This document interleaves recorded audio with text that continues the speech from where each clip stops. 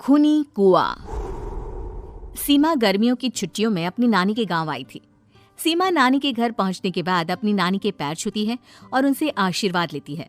तभी उसकी नानी उससे कहती है, इतनी बड़ी हो गई मेरी सीमा, चल जल्दी से हाथ मुंह धो ले, मैं तेरे लिए खाना लगा देती हूँ। भूख लगी होगी ना?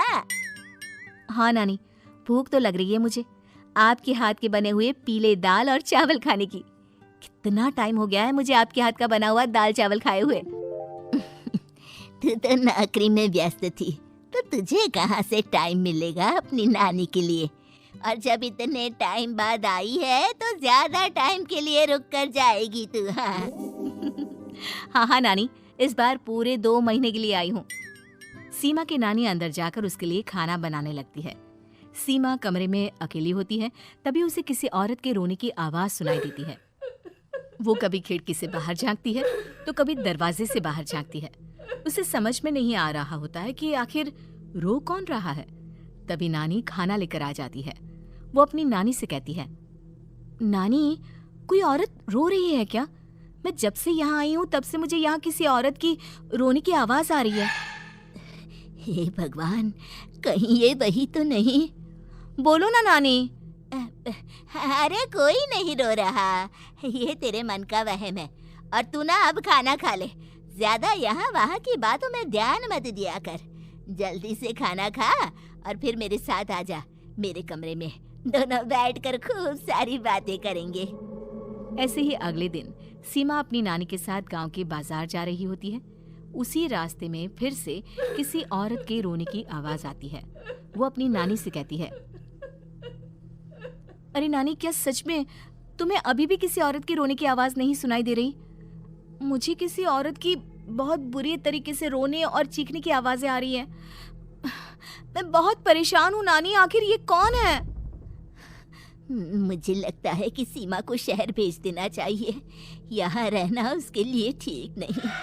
नानी बोलो ना, आप चुप क्यों हो जाती हो?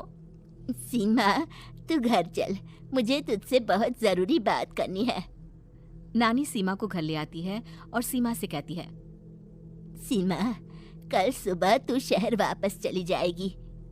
अरे अचानक? आखिर क्या बात है नानी, आप मुझे ऐसे जाने को क्यों कह रही हो?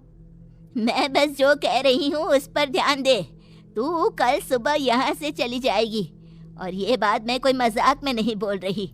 तू कल जाएगी तो मतलब जाएगी। अरे नानी, चली जाऊंगी मैं, ठीक है, पर आखिर बात क्या है ये तो बता दो। मम्मी से कोई बात हुई है या फिर मुझसे कोई गलती हुई है जो तुम मुझे अचानक से जाने के लिए बोल रही हो? देख सीमा, रात बहुत हो चुकी है और मुझे इस बारे में कोई बात नहीं करनी। चल, अब चल के मेरे साथ सो जा। सुबह की बस पकड़कर तुझे शहर भी तो जाना है। सीमा को अपनी नानी का ऐसा व्यवहार देखकर बहुत ही अजीब लगता है। उसे कुछ समझ में नहीं आ रहा होता है कि आखिर उसकी नानी उसे अचानक से गांव छोड़कर जाने के लिए क्यों कह रही है।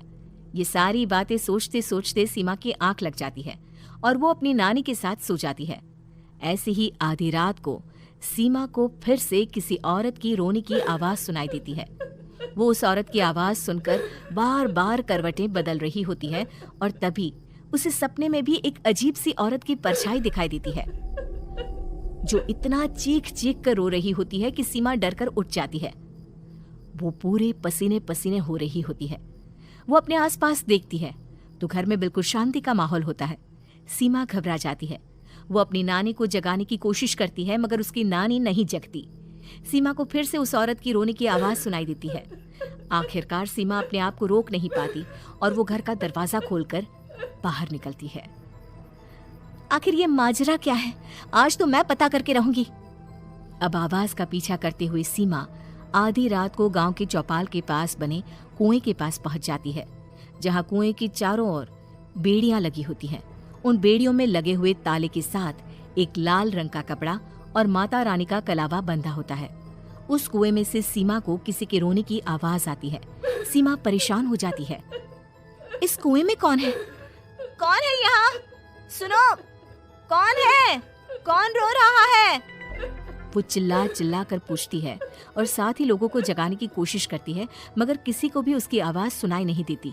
अब सीमा खुद उस कुएं के पास की बेड़ियों और तालों को खोलने की कोशिश करती है और किसी तरह कुछ देर की मशक्कत के बाद सीमा उसको खोल भी देती है। और जैसे ही वो कुआं खोलकर उसके अंदर झांकती है, सीमा उस कुएं में गिर जाती है। इतने में उसकी नानी की नींद भी खुल जाती है और सीमा को पास ना देखकर नानी परेशान हो जाती है। नानी घबराकर पूरे घर में उसे ढूंढने की कोशिश करती है, जिसके बाद उसकी नानी और सभी लोग उस खूनी कुएं के पास जाते हैं और सीमा की नानी कुएं के पास खड़ी होती है। सभी गांव वालों और सीमा की नानी को सीमा के चिल्लाने की आवाज आती है, बचाओ, कोई मुझे बचाओ। मेरी बच्ची, हम आ गए, हम तुझे बचा लेंगे। नानी, मुझे यहाँ बहुत डर लग रहा है। यहाँ इंसान की कटी हुई मुंडिया, हाथ, पैर और कंकाल है और खून भी है। नानी, मुझे डर लग रहा है।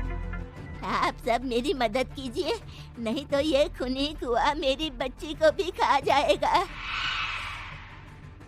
अरे मुझे तो ये समझ में नहीं आ रहा कि आखिर इस खूनी कुएं को खोला किसने। सालों पहले इसको इतनी मुश्किलों के बाद तांत्रिक बाबा ने बंद किया था। अरे पूरा गांव खूनी कुएं के बारे में अच्छे से जानता है, तो कोई भी जानबूझकर तो ऐसा करेगा नहीं। मतलब किसी ने अनजाने में इसे खोल दिया है भैया। सीमा को इस बारे में मालूम नहीं था और जब से वो यहाँ आई थी तभी से उसे किसी औरत के रोने की आवाजें भी सुनाई दे रही थी। कहीं सीमा ने ही तो उसे नहीं खोला। अगर ऐसा है तो फिर सीमा का बचना बहुत मुश्किल है।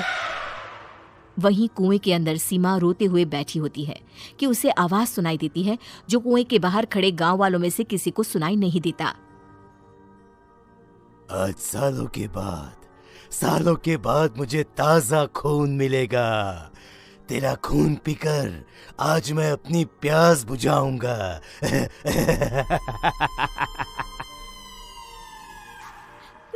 कौन है? कौन है? मत मारो प्लीज, मुझे जाने दो प्लीज। मैंने किसी का क्या बिगाड़ा है? वो तुझे मरने के बाद पता चल ही जाएगा। जितने में गांव वाले और सीमा की नानी कुछ सोच पाते, उतने में उन्हें सीमा के चिल्लाने की आवाज आती है और अगले ही पल सब शांत हो जाता है। क्या हुआ? सीमा, मेरी बेटी। माफ करना बहन, लेकिन अब सीमा वापस नहीं आएगी। हमें एक बार फिर से कुएं को बंद करना होगा।